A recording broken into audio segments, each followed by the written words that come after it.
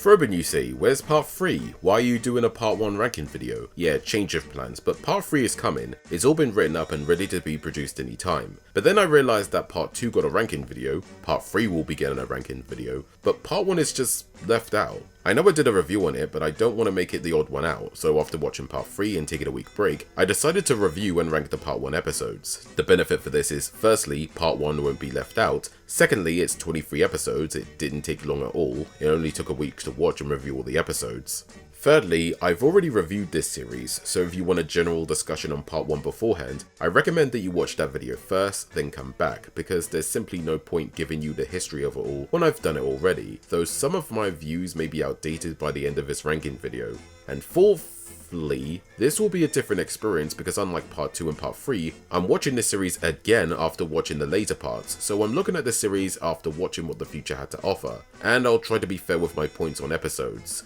The word being try, but it will be interesting to see what episodes I prefer now and which ones will be my new favourites, but it's certainly an interesting and short endeavour.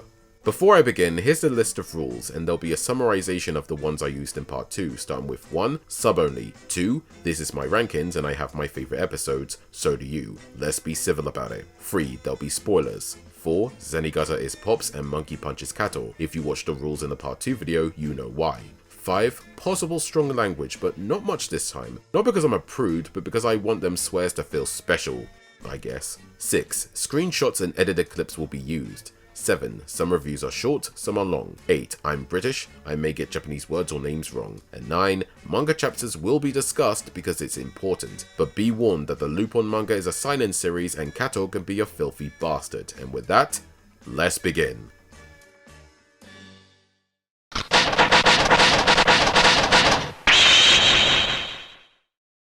The Hida Speedway is the new racing course that's got everyone turning up to see the fastest Formula 1 racers drive through many hills, bends and twists. Lupin takes part in the race with his high-powered vehicle in order to reach first place. However, Lupin is aware that this was built by the crime syndicate, the Scorpion, led by Mr. X. Fujiko infiltrates his headquarters but is captured and held hostage. This is where we find out that Mr. X spent billions to build Hida Speedway for one reason, using a plethora of traps to eliminate Lupin permanently. But the thief knew that this was all a trap and with the help of Jigen, swaps places so that the hitman races for a while, whilst Lupin goes to the Scorpion headquarters to rescue Fujiko. Oh, and Pops becomes a racing driver for a day to capture Lupin. This episode is a perfect introduction to this part and to Lupin the Third as a whole. You have to remember that this was based off the manga, which is a seinen series, meaning that this had to show audiences that this isn't geared towards kids. This was targeted towards adults in the same vein the manga was, and this episode pulls it off pretty well. It's also a very cool episode. It has the confidence, the ruggedness, and the silly factor whilst never going too far. Well, apart from Fujiko almost getting tickled to death. No, seriously, this is just weird, but so iconic.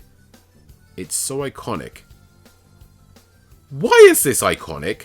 Either way, someone in Japan discovered a new fetish that day, though I guess this moment was to show off how risque the show could potentially be, another key element from the manga, though it would never go to the extreme levels of that, and what extreme levels I'm talking about will be explained when I get there.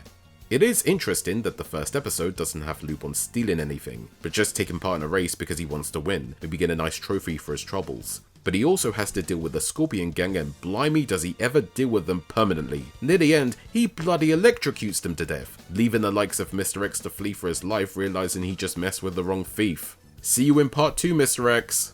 Let's talk about the voice acting for a bit. It's not bad, but after watching part 2 and part 3, it's weird hearing these voices because they sound very different, and not because of the mono audio mix, but mostly because the series is much darker and less silly, so some of the voice acting is much more subdued.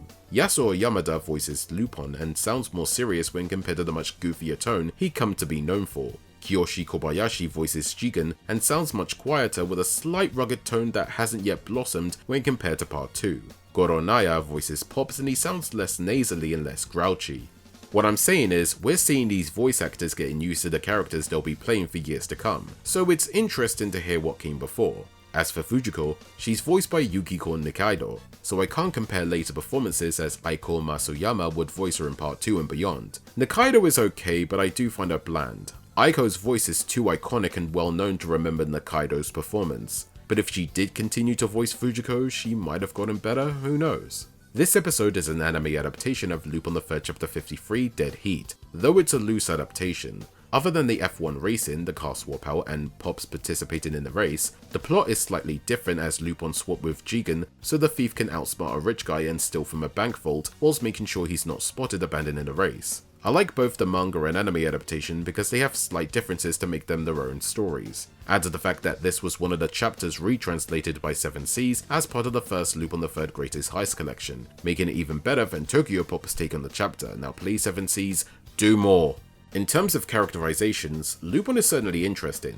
I like that he can have a somewhat threatening aura, he's not afraid to kill anyone as we see in this episode, but his goofy aspects spring up when it's needed without being weird. Jigen is just the guy who's friends with Lupin, more relaxed like in part 3, though this could change come later episodes. Fujiko is the femme fatale but also the damsel in distress, and in the first episode, she would do what she's always known to do in Lupin adventures, betraying the thief, and in this episode, she works with Pops to get her arrest warrant revoked. Fujiko would change quite a bit when a certain duo got their hands on her. Pops is Pops. The man wants Lupin and would go to the ends of the earth to capture him, though he's not a complete lunatic when compared to later parts.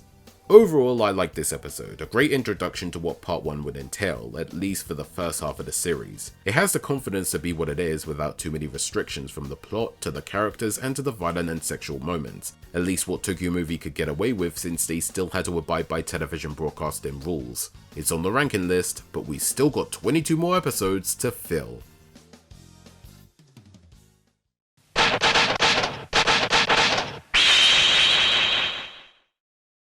Lupin and Jigen are relaxing by going fishing and shooting targets respectively. Lupin prepares dinner until they're attacked by Pikel, a mysterious man who can shoot fire from his finger and is impervious to bullets.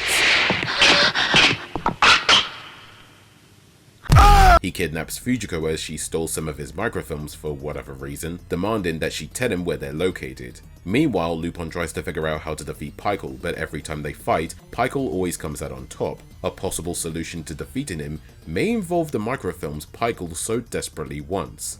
I really enjoyed this episode. Again, it's not another heist episode, and Lupin doesn't steal anything, but it has the thief trying to get rid of a very unorthodox antagonist. And speaking of which, Pikel is one creepy bastard, coming across as an indestructible monster, and when he announces he's coming for Fujiko, I was like, oh shit, what does he want with her? In fact, what is he gonna do with her? I think it's because you don't register him as a human being. Even if you take away his godlike powers, he still looks like an emo zombie. Add a suit to it, and you got a man who has this disturbing aura to him.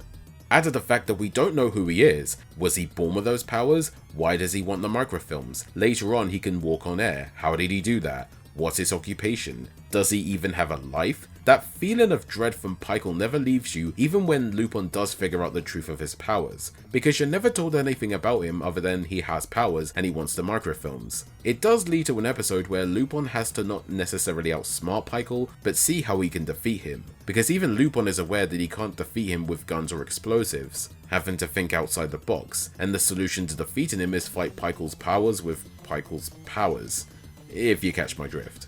Fujiko is pretty much the reason why Lupin has to deal with Pikel, as she stole his microfilms, betraying his love for profit, though this comes back to bite Fujiko in the arse, and as she realizes that she got Lupin involved in this mess, she tries to convince him to give the microfilms to her, but the thief likes to do things his way. The way she interacts with Lupin in this manner gives off some kind of regret, and tries to at least put things right. At least that's what I got with the somber music and quiet moments that really enhanced the episode. I absolutely love it, and this is something you rarely got from the latter half of part 1 and beyond, and I find it very appealing, though I know most people may not agree as much.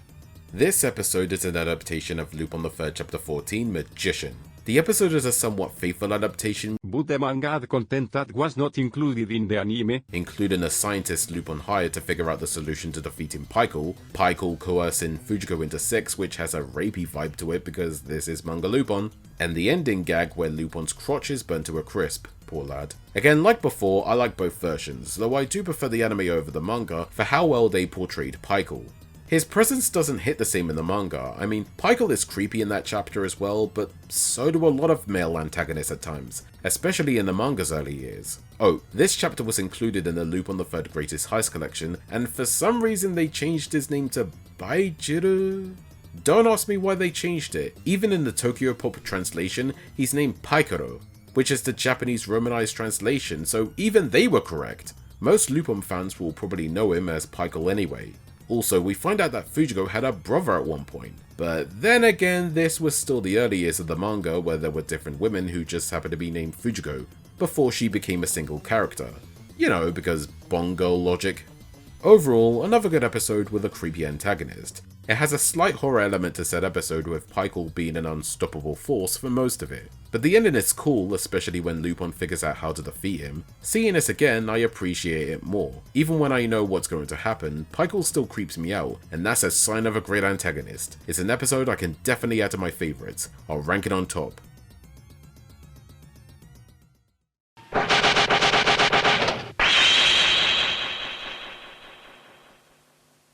Lupin and Fujiko float on a boat trip when the femme fatale spots an oncoming boat, so she shoots at it for shits and giggles and it ends up crashing. Lupin comes to the driver's rescue only to find out it's a woman and Lupin is smitten over her. This mysterious woman is named Linda, and before Lupin can get to know her, they're attacked by gunmen on a ship, but with the help of Jigen, he blows that shit up. Lupin tries to introduce Linda to Jigen but disappears, with him falling in love with this woman he's interacted with once. He eventually finds out that Linda is the assistant to a professor of nuclear fission, Dr. Heinlein, who is forced to experiment on these purple flowers called the Third Sun. When turned into a liquid, one drop can cause an explosion powerful enough to create a big hole. The group forcing him to do this are the Killer of Killers, or the Killers of the Sea, who want to use the power of the Third Sun to take over the world.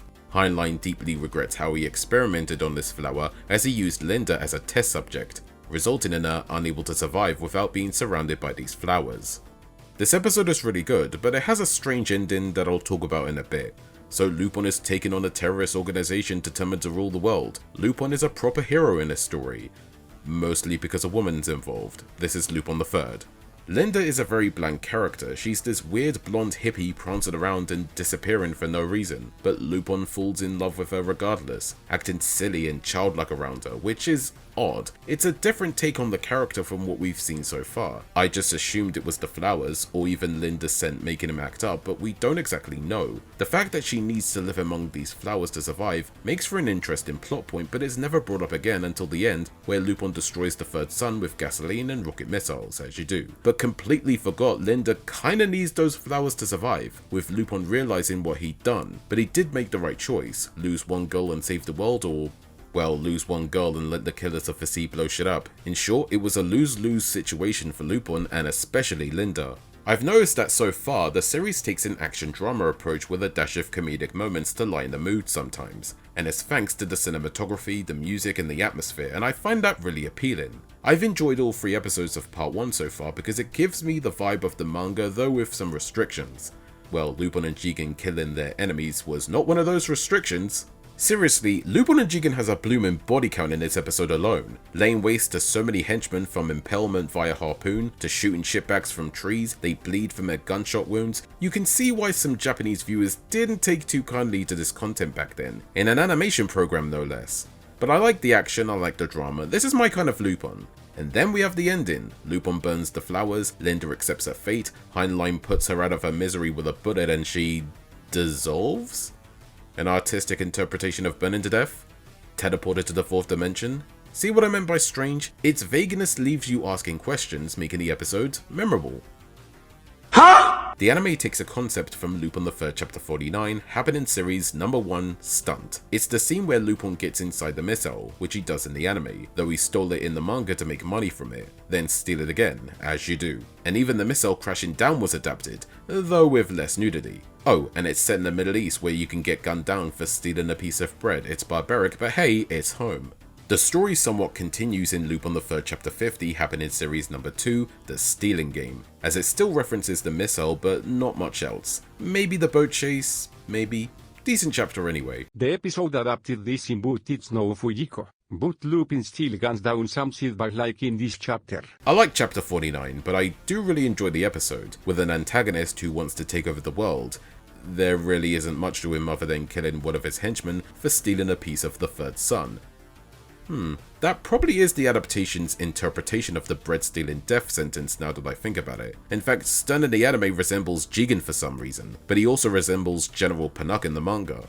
You know, the more I think about it, the more this episode becomes more and more of an adaptation of the manga chapter, but only bits of it. And unlike the manga, Pops isn't in this episode.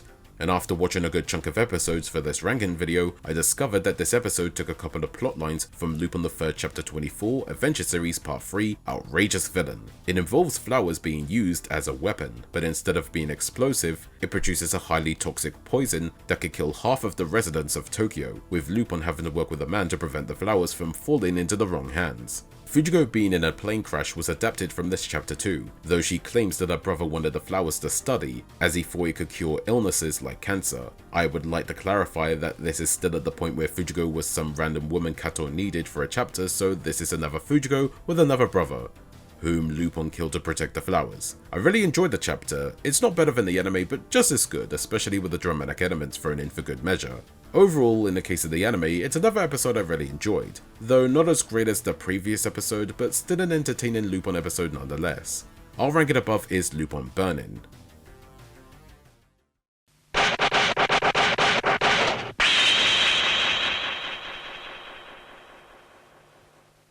Lupin goes out of his way to find and steal a treasure chest. All's going well until he's caught by Pops, who shoots him with a plethora of tranquilizer darts and sends him straight to jail. Lupin has been sentenced to death, and his execution date is set for next year.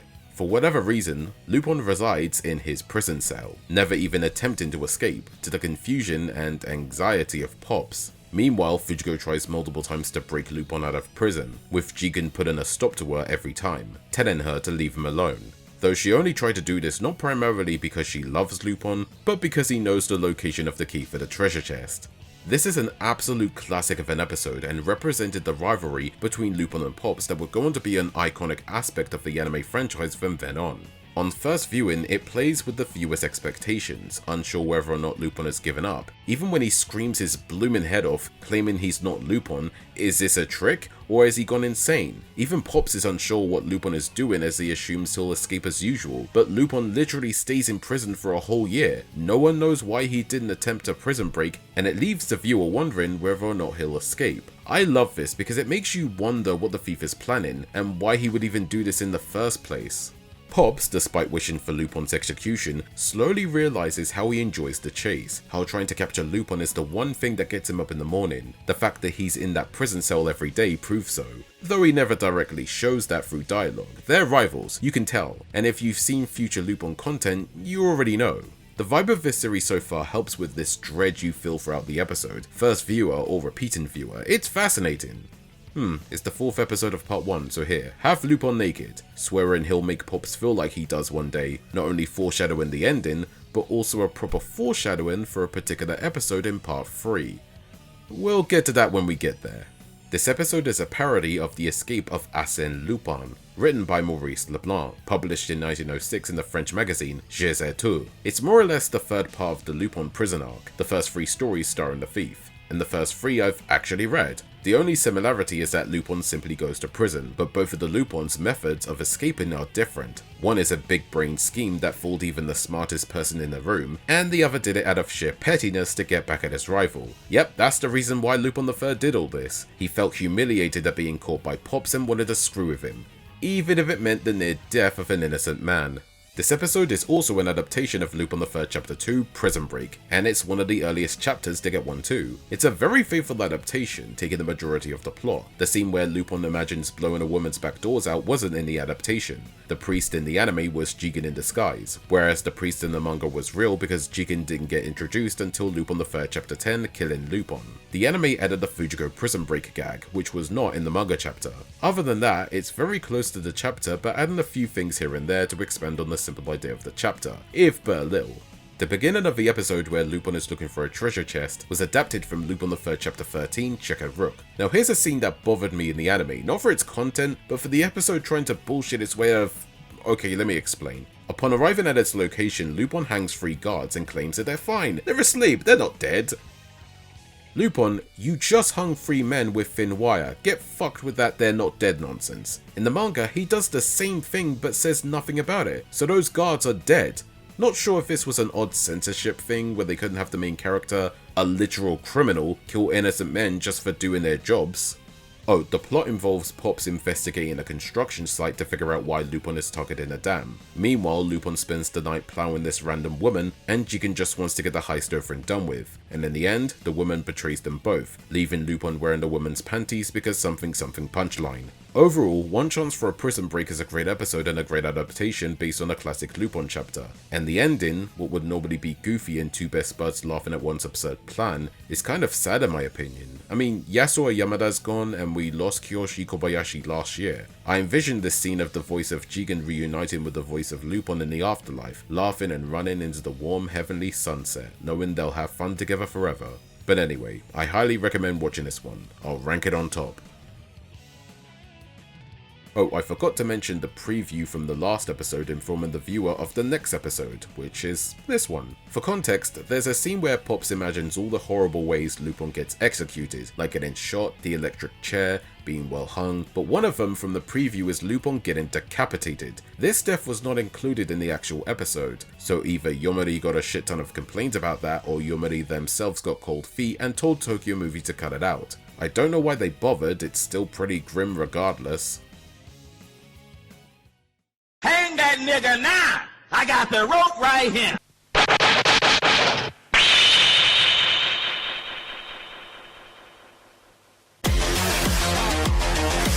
A samurai named Goemon Ishikawa XIII shows Lupin and Jigen a demonstration of his sword skills with the Zantetsuken, translated to the Iron Cutting Sword, a weapon forged by 3 other well-known swords to create the sharpest blade ever made. Lupin pretends to be a talent agent to see what Goemon can do, but before Lupin can do much else, he finds out that Goemon has been given a task by his master, Sandayo Momochi, to kill Lupin III.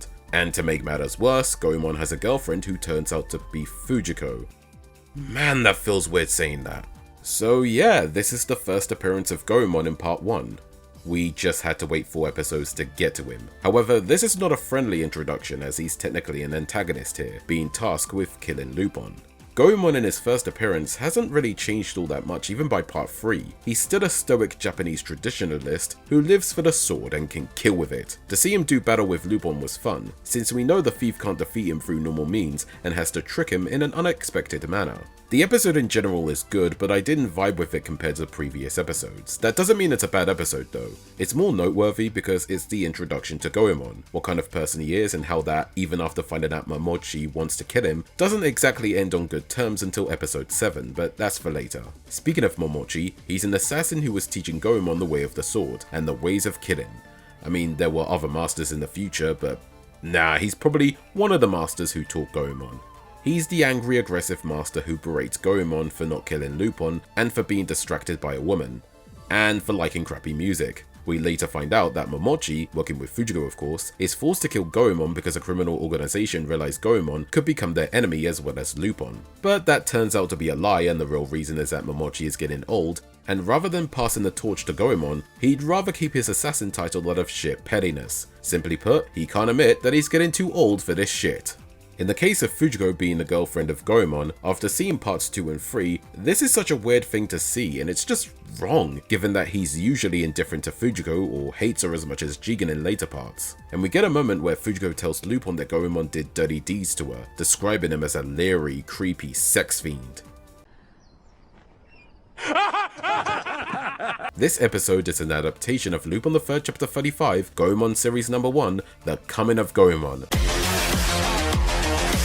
This was also Goemon's first appearance in the manga, so it's fitting this episode would be the first adaptation involving Goemon. For the most part, it's a faithful adaptation, though there are some slight differences. Goemon's master is mentioned, but never makes an appearance. There's a man from the Hakun clan trying to kill Goemon, but gets saved by Lupin, though this was in his favour given the secret note the thief gave to Fujiko. And there's only one fight between Lupin and Goemon, and it's the fire attack, which results in a silly punchline. How they didn't die from this is a complete mystery other than it's a cartoon. Though there was no second battle like in the anime. You know, the one where the thief and the samurai causes a multi-car collision that in no way killed anyone whatsoever, because I don't think they could get away with saying, and then this thief fucking murdered innocent people for shits and giggles more at 11 on broadcast television in the early 70s. Momochi was introduced in the next chapter, Lupin III Chapter 36, Goemon Series No. 2, Uhani. Though this is not an adaptation, I just wanted to mention that he too was originally from the manga as well. Overall, it's a good episode, featuring an antagonistic Goemon in his sword tricks, and a man who tries to kill his best student out of pride. It's kind of interesting, but it's not the best episode. I'll rank it at the bottom, but not because it's bad. Part 1 has been good to me so far, and I hope it gets better from here.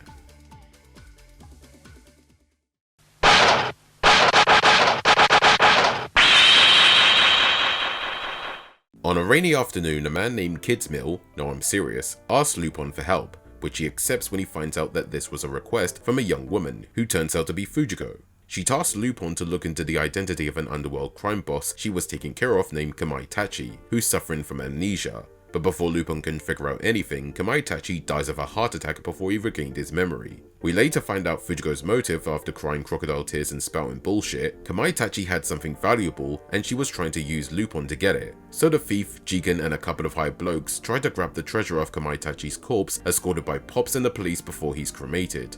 This episode has crime drama written all over it, and I adore it for that reason. I mean, sure, Lupin takes on a job in the hopes of getting some Fujiko puss, and because Kidsmill won't let him decline the job, but there's more twists and turns and an American interchange. Finding out how Kamaitachi got amnesia, Fujiko's lies unwrapping every minute of the episode, how Lupin tries to deal with things going awry after Kamaitachi's unexpected death. It's such a great heist episode when all things considered, and yes, the episode does turn into a heist story, and it's such a smooth transition towards it. We see Lupin having an intricate plan to successfully steal Kamaitachi's valuable object from his body. Lupin even hires a couple of men. One is Tatsu Mandara, a henchman of Kamaitachi, and Gantetsu Hama, a portly but speedy fellow that will be useful for the heist.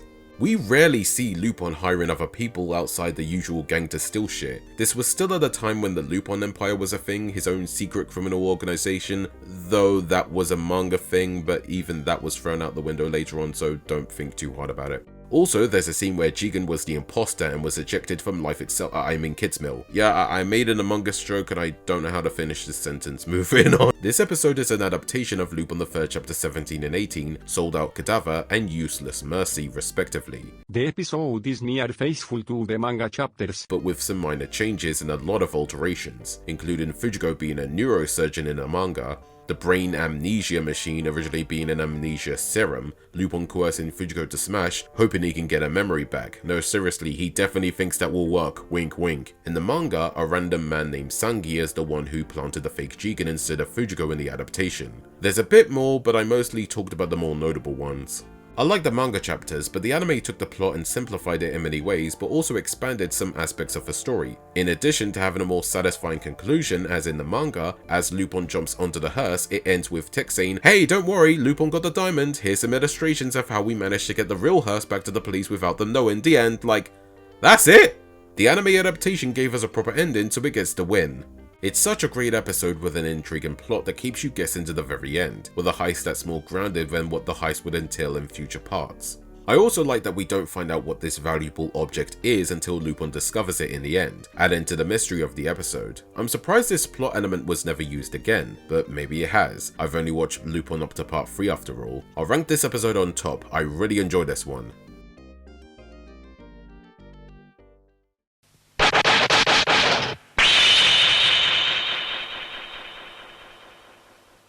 Lupin is off to try and get 3 scrolls that have the secret to creating swords, one of them being the legendary Zantetsuken. But in order to get them, he has to deal with Big Titty Goth Girl Fujiko and the return of Goemon.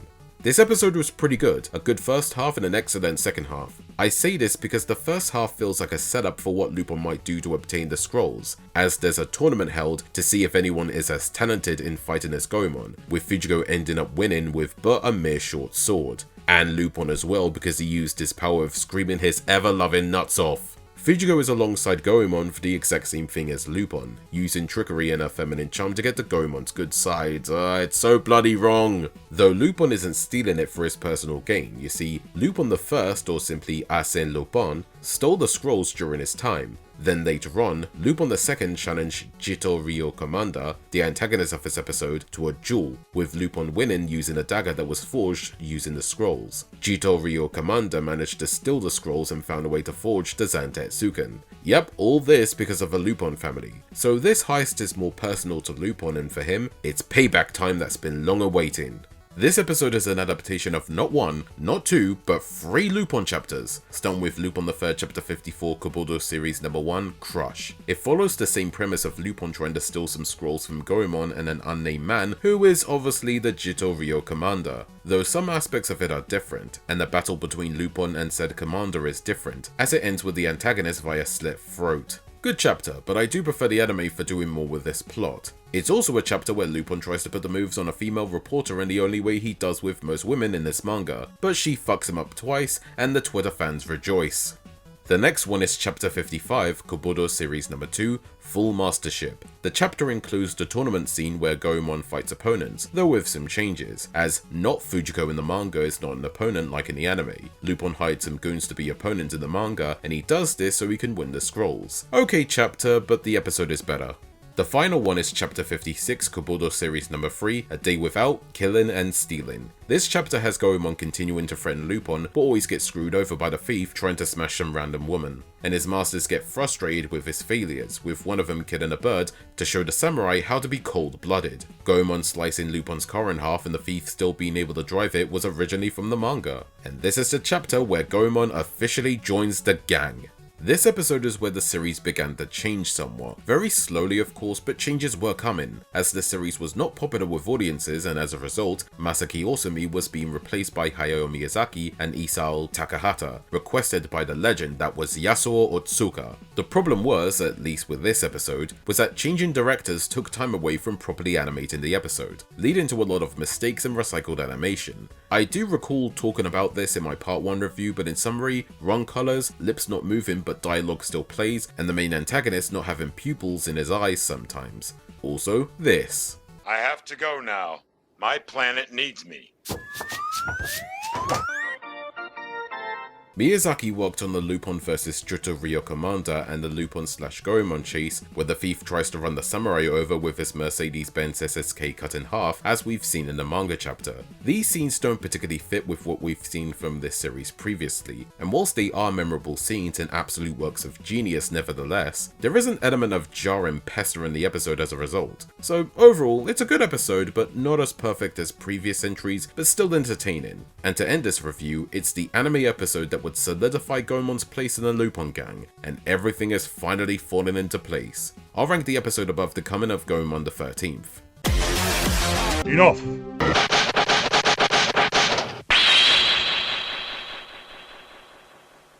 Mr. Gold is a very wealthy man who gained much luck thanks to a lucky deck of cards once owned by Napoleon. He suddenly gets a phone call from Lupin telling him he's going to steal said cards during Gold's birthday party. The day comes and Mr. Gold's place is surrounded by cops led by Pops himself. Thanks to some clock trickery, Lupin manages to steal the cards, which he gives to Fujiko. However, these lucky cards are anything but, as the gang now comprising of Lupin, Jigen, Fujiko and Goemon are chased after by Gold's goons who try to kill them in any way they can, as well as Pops and his police force backing him up. I would say this is another episode where the rich man underestimates Lupin despite Pops trying to speak some sense into said rich guy, but I can't say that here because this was the first of its kind. History was made. Well, repetitive history was made. How Gold was able to follow the gang wherever they went was a tad predictable, and you're watching to find out when the rest of the characters are gonna find out. It's also the first episode where the full main cast are together to pull off a heist that would be the template for many future Lupin episodes, whether they put a cool spin on it or rest on their laurels, with the addition of Pops trying to stop them, especially Lupin. The dynamic of the gang is all set in stone here. We got Lupin being the tricky thief that he is, Fujiko being the greedy so, Jigen hating on Fujiko and being the tough guy whenever he can, and Goemon being the Deus Ex Machina for better or for worse. Then you have Pops wanting Lupin as always and trying to warn the antagonist to never underestimate the thief, and I feel this is where Pops slowly becomes sillier, and his voice is slowly changing to the gruff when serious but gets sillier when he's shouting we all know today. It's not perfected yet, but it's almost there. Miyazaki and Takahata once again worked on this episode. I'm not sure if this was an episode worked on by Osumi first, then altered by the duo, though there may be some truth to it as the episode adapts bits and pieces from Lupin the Third Chapter 61 and 63, All Cast Number 1 Triple Play, and All Cast Number 3 Risking Karapo respectively. Chapter 61 involves Jigen getting injured and a fake nurse tries to finish the job and gets killed by Goemon. The same thing happens in the anime adaptation, with the nurse being a man baby. Cringe.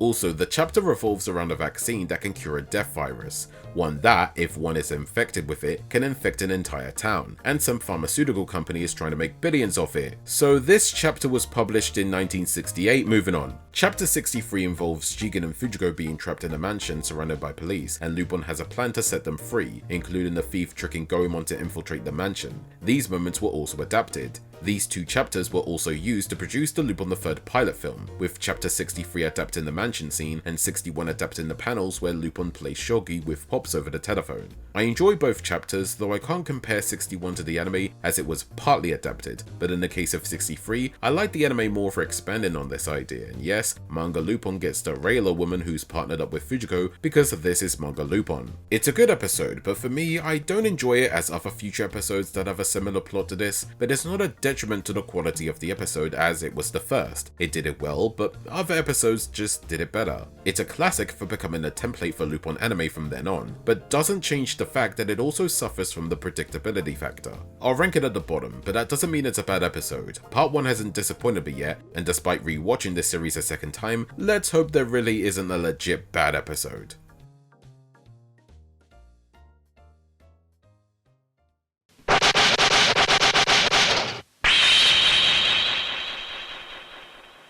A man named Cap reunites with a hitman named Poon. Cap offers the hitman a job of protecting some documents, blueprints for a state-of-the-art computer.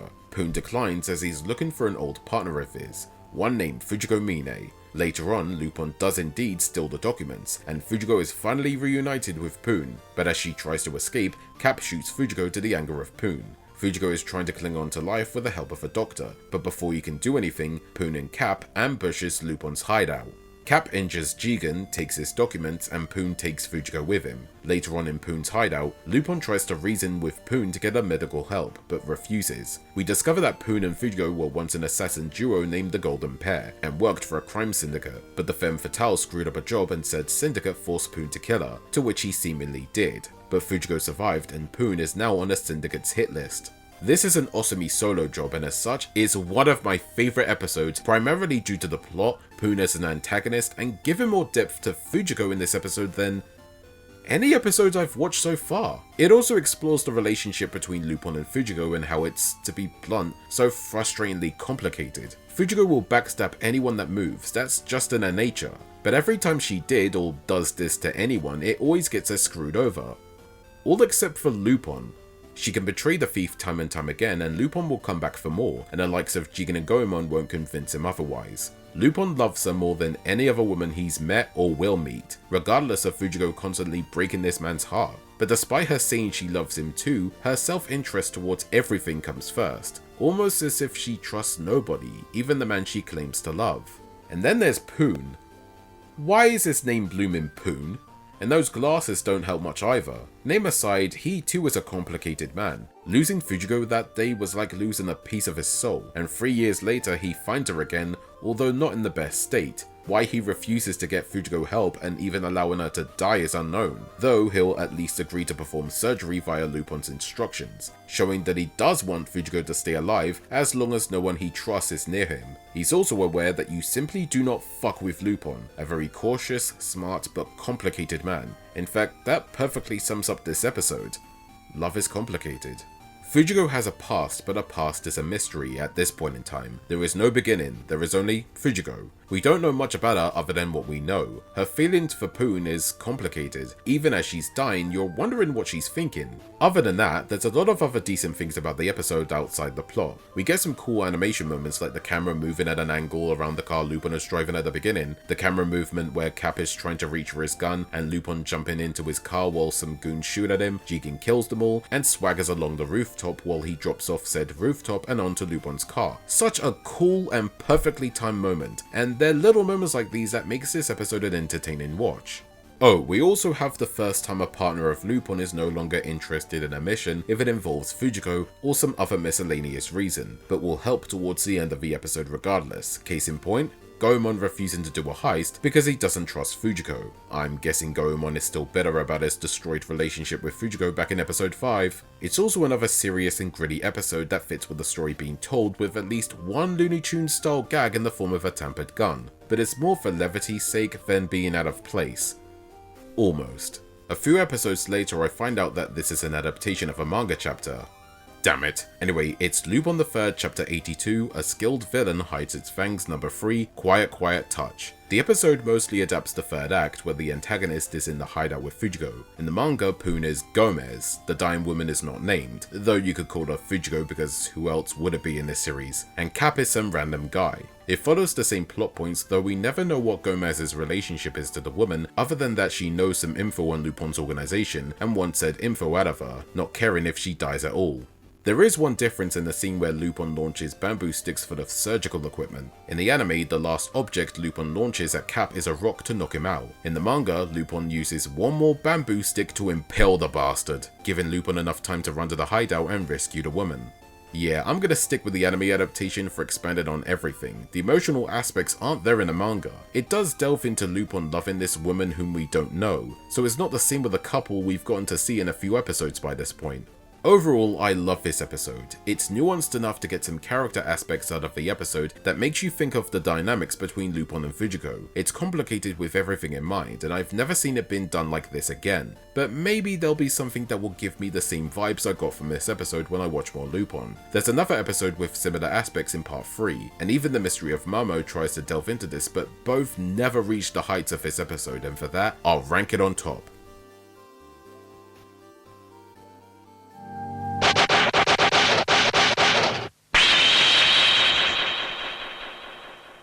There was once a legendary counterfeiter who made fake bills so real you couldn't tell the difference between the real banknotes and the fake iterations. Lupin is off trying to find said counterfeiter but has to deal with Baron Ukraine, whom too wants to counterfeiter, even if he has to deal with his aunt Silver Fox. To make sure he gets to this mysterious person first, Ukraine hires Flinch and Fujiko Mine and gave him the task of killing Lupin. This is one of the weaker episodes as well as being the weakest heist episode of part 1, though it does have very memorable moments, most particularly the clock tower. This along with the counterfeiter plot would be used in the castle of Cagliostro. I feel this issue is that it makes a big deal out of this counterfeiter, and once we get to that goal, it's tossed aside, and I mean literally. You got Lupin going to the clock tower, failing, then gets a clue via Fujiko that shows the location of said counterfeiter, and off he goes, leading to a pretty funny moment where he has to wait in real time to get to the area the counterfeiter is in. We find out that this counterfeiter is a man named Ivanov, and despite Lupin asking him to make some fake money for him, he refuses. And Lupin will simply take no for an answer. The same goes for Baron Ukraine. Because of the way the story was structured, I simply didn't care for how the plot was progressing. It was building up to something and it ends with nobody getting anything, and other than a good scrap between Lupin and Flinch, it felt like something was missing. The atmosphere was there, the dark and violent elements were there too, Lupin killing other criminals and all. It just felt weird and I don't know why. Though there might be a reason for this. You see, this was originally going to be episode 4. It was first titled The Big Clock Sings a Poem of Killing, then changed to The Farewell Bell Rings at 3 o'clock. A script was made and finished, but said script was pushed to episode 5. But due to some troubles involving Osumi leaving the project, Miyazaki and Takahata took the script and either removed or altered a lot of plot points and added their own stuff to the episode whilst keeping a few plot points from said original script. Which explains why the episode we did get just doesn't work. It's a literal tampered script. Thankfully, a full version of the original script before the changes were made have been posted online. From the summary I read on Lupin Wiki, it would have been a much darker story involving a fight between Flinch and Fujiko, Silver Fox wanting to kill Lupin, Silver Fox also having 2 sons, one of them would have been Baron, it was going to be set in a hotel, and Ivanov, the counterfeiter, was originally a slave who never loved Silver Fox in the first place, and much more. Overall, this episode is a victim of script changes to fit the new direction Miyazaki and Takahata was going for, and it results in a very half-baked and mediocre plot. Which is weird saying that because this series hasn't disappointed me so far. Simply put, I just don't like the episode, which is a shame, because it's also the more memorable episode. And thinking about it now, that's just weird. I'm ranking it down the bottom.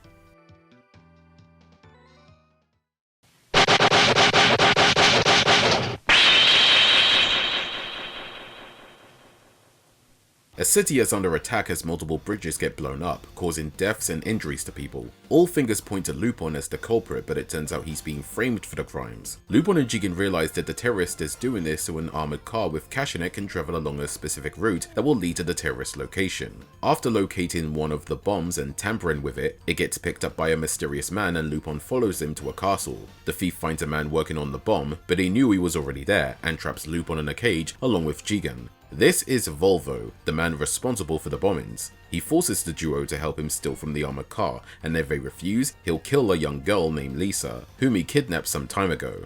This is the first episode entirely written by Miyazaki and Takahata, and without the influence of Osumi. For their first solo outing, it's not bad. A nice simple plot that doesn't do anything complex and isn't too boring. It's well paced and fun to watch, though it is a very flawed episode all the same. I think the weirdest aspect of this is Lisa. Who the hell is she and why should I care for her? I feel using a random woman as a damsel in distress isn't this series' style. I mean, if it was Fujiko, then that would make sense. Certainly better than someone with no personality whatsoever. As this is a Miyazaki joint, you do get a bit of Cagliostro vibes, from a greedy rich man to a damsel in distress, and to Pops having more of a presence. I can't help but think that Miyazaki was cooking for a good several years before he created his first masterpiece. Heck, even Lupin is shown to be much kinder, but then again, the thief isn't the kind of person to enjoy innocence getting involved in criminal activities of others against their wishes, so the Miyazaki transition is just as vague as I thought it would be. Volvo is not the most interesting antagonist. He's a Saturday morning villain with a death toll who wants money from a truck, 2 suitcases full of the stuff.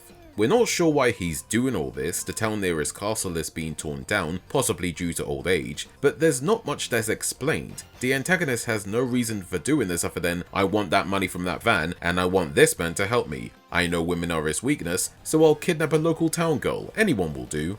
This episode takes a plotline from Lupin III Chapter 16, Blunder. The episode uses a plotline where a case of explosives is used to blow up bridges, though instead of Volvo in the anime, the antagonist is the wife of Pykal. Remember him from episode 2, or chapter 14? Well, in the manga, he was married, and she manages to screw over Lupin and that's it. She never comes back, nor is she referenced in any other Lupin media again. I'm sure she would have made a return, but hey, it is what it is. In terms of which version I like, I'm not too big on either this time. I'll give a nudge to the manga, but only for its art. I don't care too much for the plot. And Lupin is a complete dick to Jigen in this chapter, from making him swim in the river looking for the case, to making him drop into the river again to drop the case, to kicking him out the car later on. But at least the hitman gets some kind of payback when Pykal's wife throws a knife in Lupin's arm, and if he takes it out, it would explode. Jigen tries to disarm the explosive, to which he succeeds.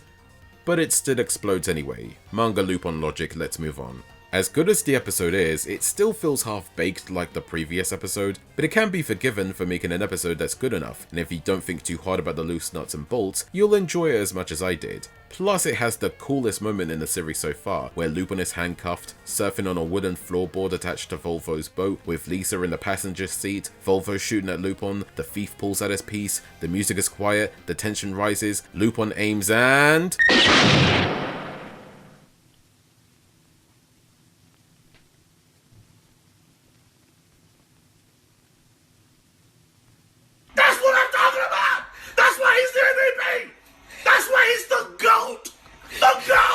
And just as I was about to start production of this video, I found out this episode is a proper adaptation of Lupin III Chapter 11, Bounty Hunter.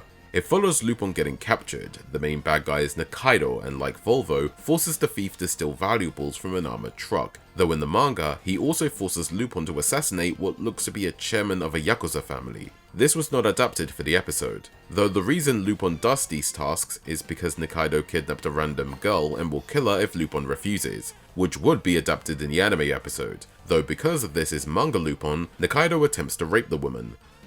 This was not adapted in the anime.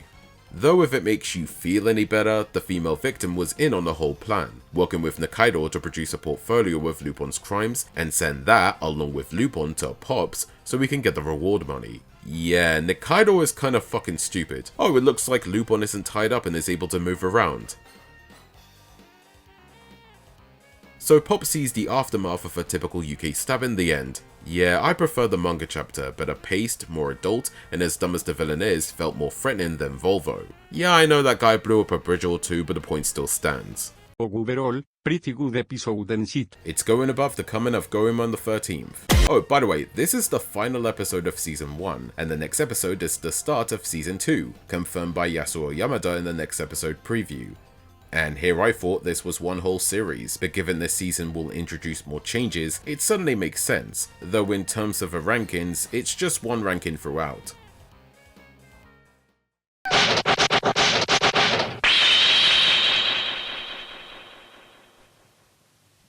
Henchmen from an organization led by Commander Hayate are demanding from a village elder a pair of golden sister statues, which are said to be the last pieces of treasure in the village. But before Hayate can leave with the goods, Fujiko steals one of the statues and makes a getaway from the henchmen. Inside a cave, she happens to come across Lupin, warming himself in an open fire. It turns out Lupin planned to buy the statues off the village elder as the money could help with the village through tough times. Lupin, along with Jigen, try to get both statues whilst having to deal with the henchmen and a backstabbing Fujiko.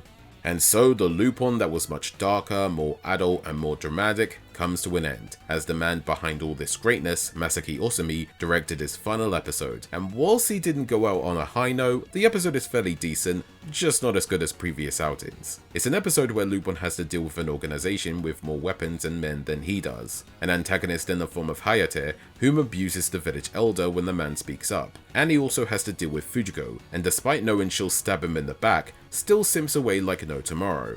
I do feel for the village elder though, as he's in the middle of this scuffle between an organization who definitely won't try and kill him in the end if they ever got the goods, and a thief who's trying to buy valuables for once in his thieving life, and a femme fatale who just wants to steal it for herself. I'll give it this, it has a couple of fun scenes, at least what little we get, from the Fujiko chase scene at the beginning, and an ending where Lupin uses mines to obliterate the henchmen, and a nice ending for the village elder. The episode is an adaptation of Lupin the Third Chapter 23 Adventure Series Part 2, Shamo Hunting. The anime plot is somewhat the same, though with some changes. Fujiko in the anime are twin sisters in the manga, comprising of Michi and Fuji, possibly Fujiko. And yes, Lupin gets some twin snatch with his creepy demeanor. The village elder is in both versions, though with different personalities respectively, but he also had a son in the manga, who became the non-related Hayate in the adaptation, and so the henchman of the unknown organization was added to said adaptation. Jigen was added to the adaptation, and Pops from the manga was removed from the adaptation.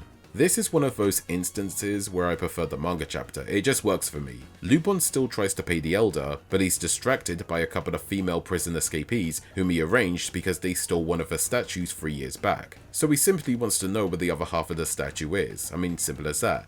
The only thing that could almost go wrong is if Lupin tries multiple times to shag these women, and whilst he succeeded once, when he gets really rapey, it backfires. For most, that's the best conclusion, including the ending where he almost goes round 2 with the sisters before he gets cock-blocked by Pops. Yeah, not everyone is gonna like the chapter, but I do. With that said, everything else was quite solid. I vibe with it more than the adaptation, and I usually like the adaptations more. Good chapter, okay episode. I don't have much else to say about the adaptation other than this is the end of the Osumi series, and thus begins the Miyazaki series from here on out. I'll miss the Osumi run, but hopefully the Miyazaki run will be just as good. I'll rank it above Hunt Down the Counterfeiter.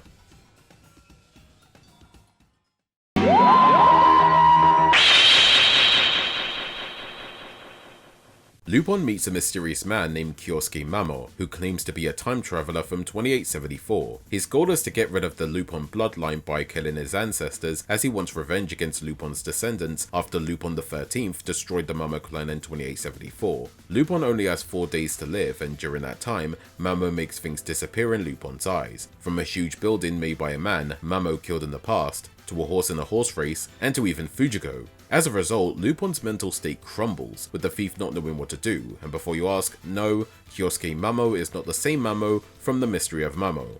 This is a decent episode. It's a very silly premise, but does the one thing that kept me interested in the plot. Is the time machine real? And the answer is... Though it chooses not to explain anything. Lupin does indeed figure out how it works, but never explains how it works, nor explains how Mamo is able to make other things disappear. The episode does mention that he was once a sci-fi writer and researched time and space of the 4th dimension, but he eventually went insane and was thrown in a loony bin, which is where he built his time machine, as he predicted the Earth will be destroyed sometime in the future. so either this is a sloppy as hell script, or it was written to be vague on purpose. It's possible that it's the latter, since the episode wanted to make the time traveling aspect believable enough that you think Mamo really did put one on Lupin this time. But I'll say this, the shit he pulls to screw with Lupin makes him an absolute menace, and we see Lupin slowly breaking down, his tough guy attitude not working with Jigen and Goemon, with even Fujiko being concerned, even to the point where Lupin asks Fujiko to marry him before he disappears, which fails because Fujiko disappears before Lupin could kiss her. And then at the end, when Lupin defeats Mamo, Fujiko still wants the marriage to go on, but Lupin doesn't want to? Really? This is the man who in future parts goes out of his way to get married to Fujiko, but she either simply doesn't want to in the end, or it was all a scheme of hers to get something valuable, leaving Lupin the entire circus. So this ending makes no sense. Then I realize this is part 1 and some aspects aren't set in stone yet. This is what happens when you revisit stuff. This episode is an adaptation of Lupin the Third Chapter 83, A Skilled Villain Hides Its Fangs, The End, Hard-Boiled Fiction, the final chapter in A Skilled Villain Hides Its Fangs series when it was originally published in Weekly Manga Action. The concept is more or less the same, Lupin being terrified of a mysterious man who can make him disappear. In fact, he's even more paranoid in the manga. We also get a glimpse into Goemon's past as Mamo informs him as a kid that he's destined to partner up with Lupin in the future. In terms of the time traveling mishaps Mamo causes, that's expanded in the anime. But the ending is similar between the manga and anime, only Mamo gets killed in the manga whereas the anime has him watch as his time machine is destroyed by the gang and runs away in his underpants. As much as I find the anime to be okay, I do prefer it over the manga, as it expands on the plot, even if the time traveling aspects are just as questionable as the manga original. Overall, it won't be one of my favourites, but it's still a good watch if you want some weird shit from this episode. And this indeed is the beginning of Lupin stories that are far less grounded than before, something that is the bread and butter for a lot of episodes of part 2. Time traveling episodes are a double-edged sword. You can tell some good stories with it when you understand how it works in that piece of media, and it has to be done well and with believability, or else you're left with a confusing mess, and this episode is a more simplified version of time travel without the aspects of time paradoxes and multiverses. I used to be a fan of Doctor Who once, by the way. What we got is fine enough, and Mamo is a fun antagonist to fit with this plot, and it wouldn't be the last time we'd see of him. I'll rank this episode above Hunt Down the Counterfeiter.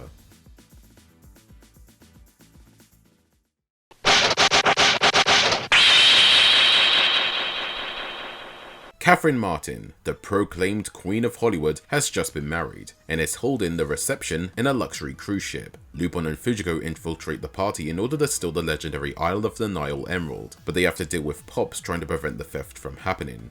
Fujiko steals the emerald first, whilst Lupin steals a fake, but later on the two find out that both of the emeralds were fakes, and they work together to find the real emerald. It's been a while since we got a heist episode. At least in this part, the plots were a lot more diverse in storytelling, so a heist episode after all that isn't a problem. This episode was quite fun. It's set in one place, a cruise ship, and the premise at least doesn't waste its time. You got Fujiko as Catherine's maid, Lupin disguising himself as a man from the Belmont dynasty, insert your Castlevania jokes here, and you got Pops being dedicated to catching Lupin as always.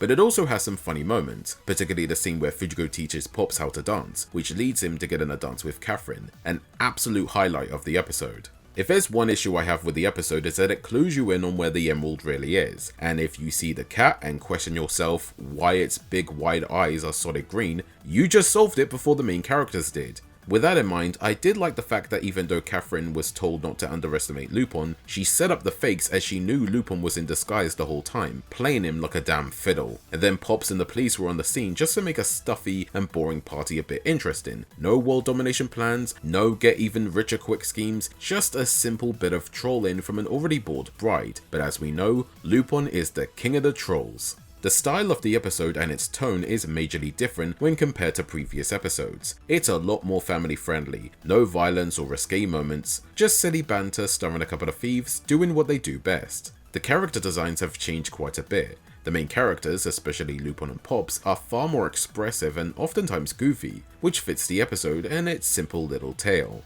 And because Miyazaki is involved, Fujiko has changed a bit to where sexy femme fatale personality is completely downplayed and her long luscious hair is replaced by a modest bob cut. And to be honest, as much as I don't mind the design, it does make her look boring. Her being a sexualized character is what makes Fujiko well, Fujiko. And whilst the original design would return one more time in the next episode, I will miss it. Now, to be honest, the new design does work with the Miyazaki run, but it wouldn't work much elsewhere. The animation has gotten a bit more fluid thanks to the character and tone change. Nothing spectacular, but pretty good by 70s animation standards. There's a scene at the beginning where the camera is moving, showing off characters speaking. Not sure what this is, but it's quite impressive and gives the scene extra scale. I like it. Oh, and Catherine is voiced by Aiko Masayama, whom voiced Fujiko in the pilot film but turned down the offer to voice her in part 1 because she didn't want to do a love scene. We don't know what episode had or would have this love scene, but whatever, she just turned it down, but would return for the role of the femme fatale in part 2 and would continue to voice her for decades to come. Overall, it's a memorable classic. It's as good as I saw it the first time ages ago. It's a typical heist episode, but written well with some entertaining moments. And whilst I may miss the Osumi style, at least with an episode like this, the pain won't be so bad. And also because Catherine just wanted a wedding night to remember. You know, it would make for good discussions at dinner parties or whatever bollocks rich people do. I'll rank it above is Lupin Burning.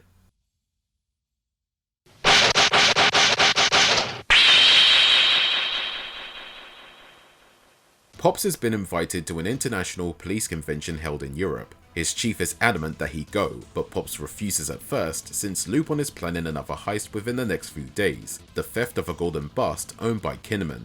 So Pops plans to catch Lupin before going off to Europe. Lupin finds out this info and plans ahead to steal the bust, but during the first heist, it fails as the security is tighter than Lupin thought. This episode is okay, another heist episode following the same formula that would be used in future episodes. Pops here has gotten more manic with each episode, and for those familiar with what he would become by part 2, the goofy but dedicated inspector. The Miyazaki run of part 1 feels like the prototype of that character, but you could say the same for other characters too, with Lupin being less serious and cartoony to fit the tone, Jigen increasing the grouchiness, Goemon, well, just being part of the team for now, and Fujiko, well, she doesn't betray anyone, which is strange, and it's the last time we'd see Fujiko in her original design, but whatever, they're all working together to steal from a rich man and that's all that matters. There's not much I can say about this episode. It's a heist plot. The second half was pretty entertaining, with Lupin trying to fail on purpose, giving Pops the win this time.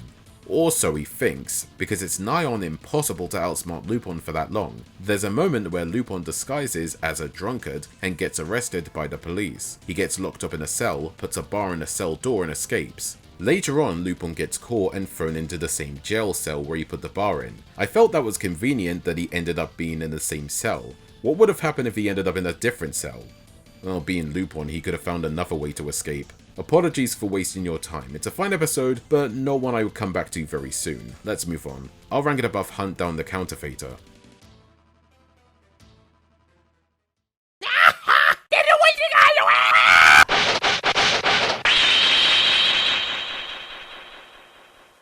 Fujiko gives Lupin info on a large shipment of diamonds. Upon inspecting the area, the thief realizes it's too dangerous to currently pick them up, but Fujiko goads Lupin into collecting them in the Bijou jewelry store. He disguises himself as a toilet cleaner and steals the store's diamonds in the back. But Fujiko once more goads Lupin into stealing the entire store's inventory, and by the time he completes this, Pops and the police are nearby.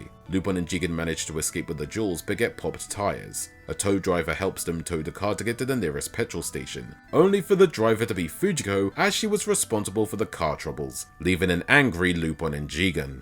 This episode was funny, though more for the unfortunate events that happen. Fujiko's greed completely ruins every plan Lupin had, especially when she goads Lupin to steal more than he should. You quickly realize that Fujiko has her own scheme of getting the jewels, even if Lupin gets screwed over one way or another. And then you got Jigen constantly frustrated with Lupin listening to Fujiko. His hatred for the woman grows with every episode. And then part 2 happens, and if you know, you know. Beaver is this episode's antagonist, and despite being a world-class jeweler, he still illegally steals 3 billion yen worth of diamonds. And I have to ask, did we really need an antagonist like this? It would have been funny if Beaver was an innocent guy trying to run a store. He's not interesting or threatening to be an antagonist. Pops trying to capture Lupin would have been enough. Oh, look here, it's the first episode where we see the gang driving a Fiat because Miyazaki. I mean, it's just as iconic to the series as Pop's obsession of capturing Lupin. So the scene where Lupin uses a vacuum to suck up diamonds and the rest of the jewels was taken from Lupin the 3rd Chapter 40, Psychedelic Series number 1, Mr. Psychedelic.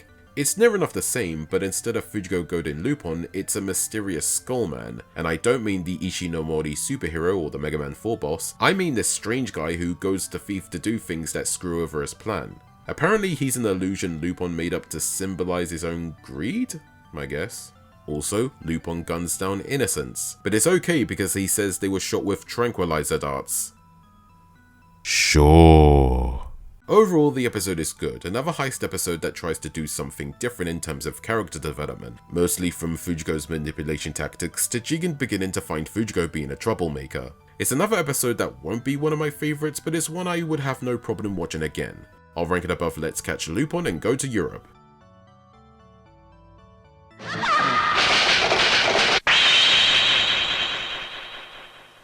Fujigo invites the gang to a swanky nightclub owned by the hostess Ginko Hoshikage, though Goemon is not in a party mood and leaves.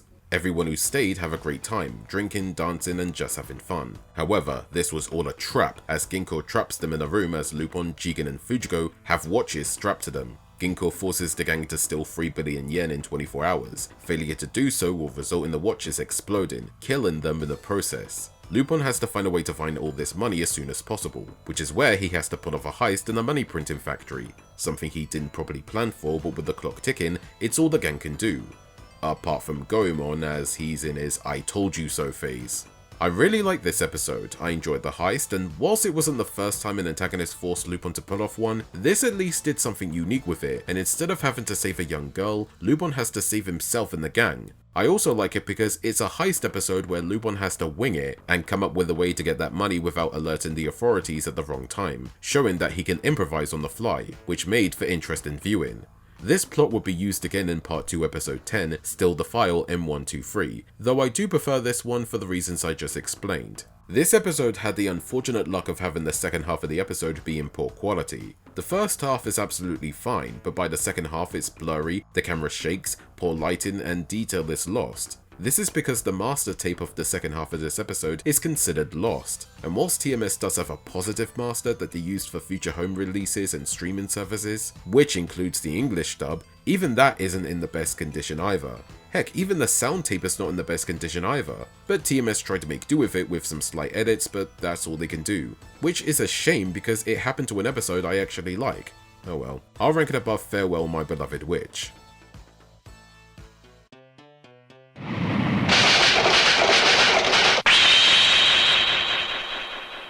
A man named Smith is holding an international beauty contest, where judges will pick which beautiful woman will win. However, this is only a cover-up as Smith is actually an art smuggler, and is selling paintings to the highest bidder, using the beauty contest as an alibi. Lupin finds out about this and along with the gang, try to find a way to steal the paintings, disguising themselves as TV cameramen. I like this episode. The plot is simple enough and paced very well. It's a heist episode where Lupin tries to figure out how the paintings are distributed and why it's in a beauty contest. It's more about searching for the treasure whilst pulling a heist instead of knowing exactly where they are, so it once again makes for interesting viewing, at least the first time round. The highlight of the episode goes to Goemon for being an absolute menace, beating guards and slicing whole rooms where the judges reside in. Though it was all a ruse, so Lupin can figure out where the paintings are, making for a clever setup. Also, when the models are in the boat, their outlines disappear. Where are their outlines? Did Lupin steal them beforehand? Joking aside, it's a fun episode, very simple in plot, and Pops is great here. There's not much else I have to say here. I'll rank it above When the Seventh Bridge Falls.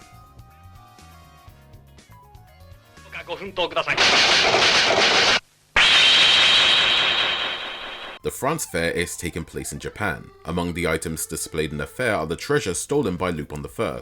The head of security for this fair is Inspector Ganimard III, the grandson of the rival of Lupin I. Ganimard III goes Lupin in trying to steal this treasure in a generation battle of wits. Content that the inspector has logic and reason to arrest Lupin. However, Pops tries to convince Ganimard to never underestimate the thief. After Lupin's failed attempts to steal the treasure, it slowly goes from a battle of wits to a battle of ego between Ganimard III and Pops. This episode is really good. I appreciate it more for having a descendant from the Arsène Lupin series. It is funny that Ganimard III has that Sherlock Holmes type of personality to him, if but a little. I am happy that the episode put more emphasis on Pops and Ganimard, as their dynamic is really funny, given Pops wants to capture Lupin, but he doesn't want anyone to catch him but himself, and all Ganimard has to do is remind him of his failures to capture Lupin, and Pops' ego takes a hit. It's great. But the biggest highlight of not just this episode but the second half of the series is the ending, where hundreds of Lupins walk around and causing chaos throughout the fair, confusing and frustrating Pops and Ganimard. And then the Lupins disguised as them too. It's one of the best moments I've seen in a while. It's enough to make Ganimard scream in sheer madness. Overall, I enjoyed it. A good episode with a proper Lupin reference from the original books, ending in absolute chaos. I'll rank it above is Lupin Burning.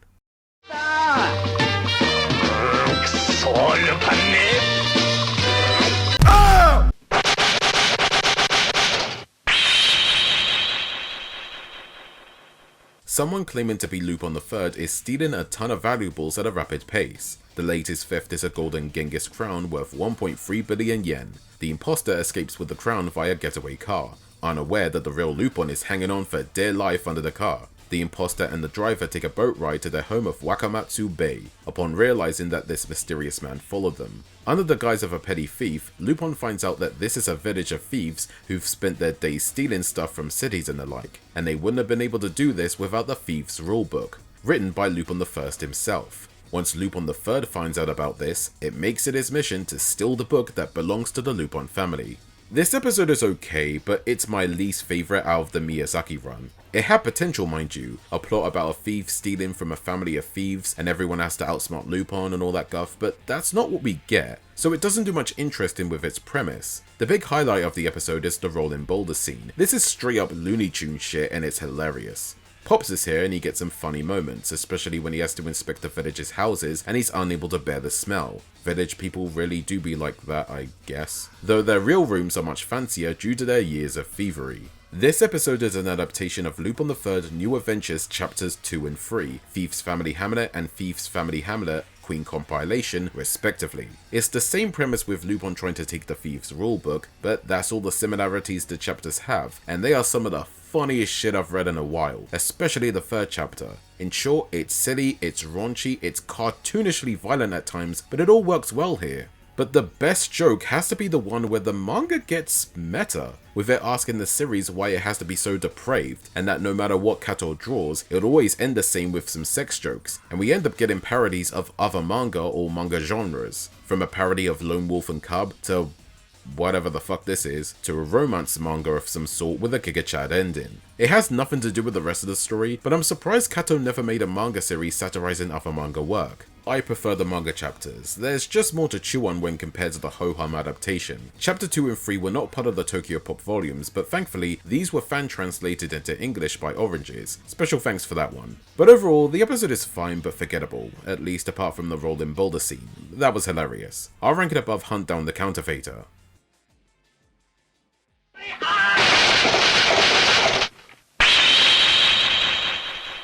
Rie Makita is staying at who she thinks is her uncle's ranch, but she's actually a kidnap victim who doesn't realize she's been kidnapped. Lupin shows up and rescues her, but it's not an easy rescue since Rie doesn't know what's actually going on and tries to fight Lupin and Jigen. Ken Makita was a safecracker and was a partner of Lupin II, along with George Takigawa.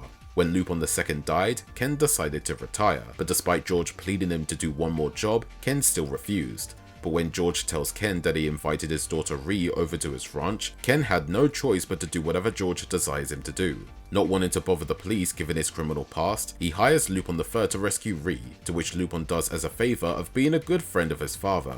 This episode was really good, taking the damsel in distress plot and spicing it up a bit, especially given the no-nonsense female character Lupin has to deal with. Rie is not Lisa, she actually has a personality and is willing to fight whom she thinks are her captors. She also hates thieves and liars, which is an important plot point as she did know about her father's past. So of course, she starts to learn the truth, and while she's heartbroken about it, Lupin reasons with her by giving her the old 50s backhander, works every time. George Takigawa is a Lupin antagonist, and even when chasing her, he always makes sure that no harm comes to her, mostly because she's his bargaining chip for Ken. Not like his henchmen cares, they want to put a bullet right between her eyes. Lupin has been given the full-on Miyazaki treatment, being a noble hero. He ain't stealing shit, he's saving a girl from imprisonment. And it's not like when the 7th bridge falls because Lupin was doing what he did best. And yes, there are more moments that would be used in the castle of Cagliostro, from a car chase on a cliffside, to Jigen shooting a tire off George's car, Lupin driving a Fiat, Ree trying to wake up an unconscious Lupin, the two being attacked by a plane, etc.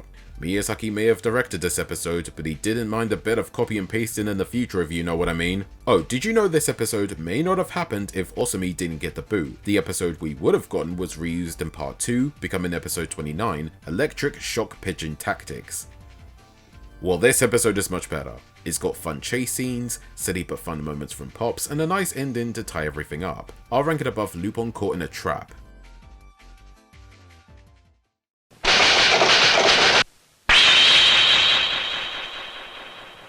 The Metropolitan Police Department teams up with a glowy computer specialist from the FBI, Gordon. He gives him a computer that is able to predict any crime that will happen, and he wants to use this to capture Lupin during a heist.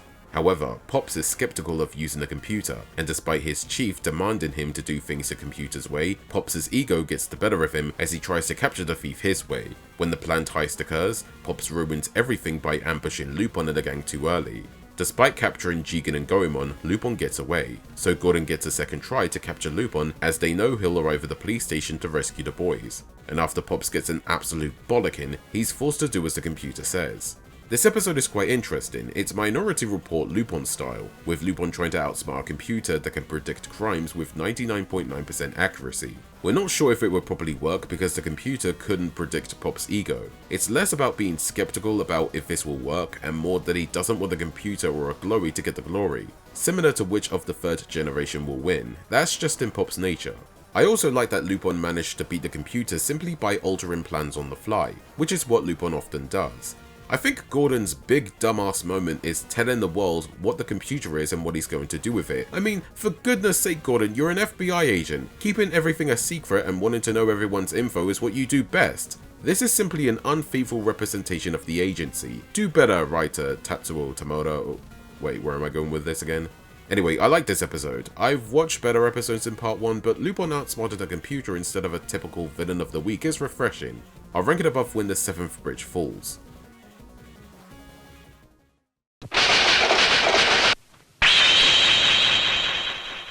Ancient Japanese gold coins have been discovered and is sent to the Dai Nippon Bank, as no one has legally claimed it yet. Lupin hears about it via TV news report and is off to steal the coins with the rest of the gang. Knowing Lupin will steal the gold, Pops bides his time, and he has a cunning plan. Raid his hideout before he can steal the coins, and this time it's personal, as he marks this his final battle against Lupin, and should he fail, he will personally resign. So this is the final episode of part 1. It's decent. It tries to be a finale in that this will definitely be the last time Pops tries to capture Lupin by raiding his hideout. But I thought he was going to find and raid as much hideouts as possible, but he only raided 2, one in the apartment and the other underneath a landfill. But Pops didn't have enough time to do so as Lupin outspotted the inspector in a way that was kind of Pops' fault in the first place. See, Lupin steals the gold with the help of Goemon, who now has brain damage, and the gang manages to get away via drugged food Pops and the police eat to make them fall asleep. Pops had the idea of adding a ton of fake coins to the tracking devices. Even Lupin realizes something isn't right about this, and of course, he finds out that some of the coins are fake, which leads to the thief storing a coin in each rubbish van, confusing Pops and the police trying to track down each and every one of them. Why Pops didn't add just one to make it hard for Lupin to find is beyond me, but it results in the ending when Lupin's plan doesn't work and, humiliated at his defeat, decides to blow himself up along with the rest of the gang. What, you really thought he died, didn't he? This is part 1 after all.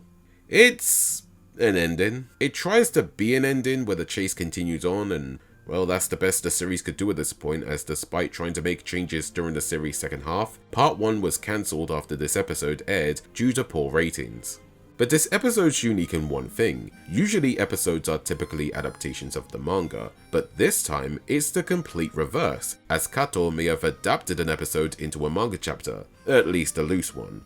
Lupin III Lupin Data was an extra chapter added in the Lupin III Tankobon. It's about Lupin sharing all the secrets of the Lupin Empire, including a library and a laboratory. In the anime, Lupin showed off a library, weapons and vehicles in one of his hideouts. We're to see Kato taken from the anime, and a Miyazaki directed episode no less. Speaking of which, here he is alongside Yasuo Otsuka, and some other references that if you haven't already watched my review of part 1 I did over a year ago, you'll find out.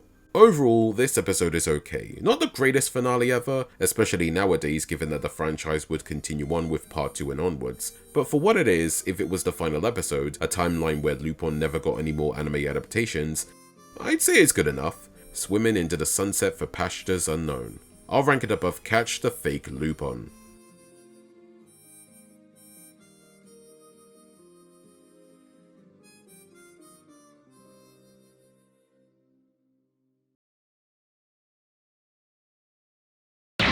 Before I conclude this video, I feel it's time to count down the episodes from least favourite to most favourite. Here we go.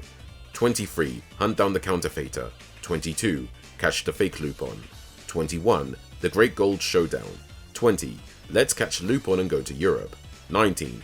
Operation Jewel Snatch. 18. Beware the Time Machine. 17. Who Had the Last Laugh. 16. The Altogether Playing Card Operation. 15. The Coming of Goemon the 13th. 14. When the 7th Bridge Falls. 13. The First Move Wins Computer Operation. 12. Keep an Eye on the Beauty Contest. 11. A Wolf Calls a Wolf. 10. Is Lupin Burning? 9. Which of the third generation will win? 8. The Emerald Secret. 7. Farewell My Beloved Witch. 6. Lupin Caught in a Trap. 5. Rescue of the Stubborn Tomboy. 4. The Man They Call the Magician. 3. One Chance for a Prison Break. 2. Rainy Afternoons Are Dangerous. And number 1. A Hitman Sings the Blues. This has been a rather interesting turn of events. I did say in my review video that the Miyazaki episodes were better than the Osumi episodes because said episodes felt restricted due to television broadcasting standards.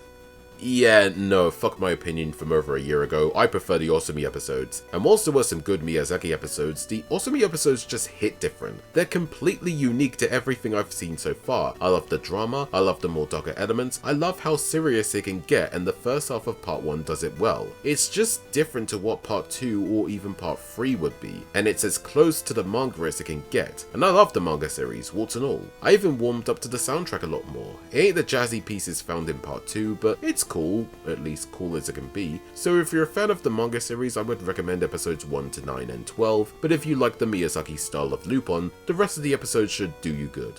And that's it for part 1. Onwards to part 3. I don't know when I'll be releasing that, and it'll be a much longer video. Possibly a 2-hour video like Lupin the Third Part 2 Season 3 and 4. Both videos were 2 hours each, and each season had 50 plus episodes. So that's your comparison there. Until then, YouTube stuff you've heard a million times by this point. See ya!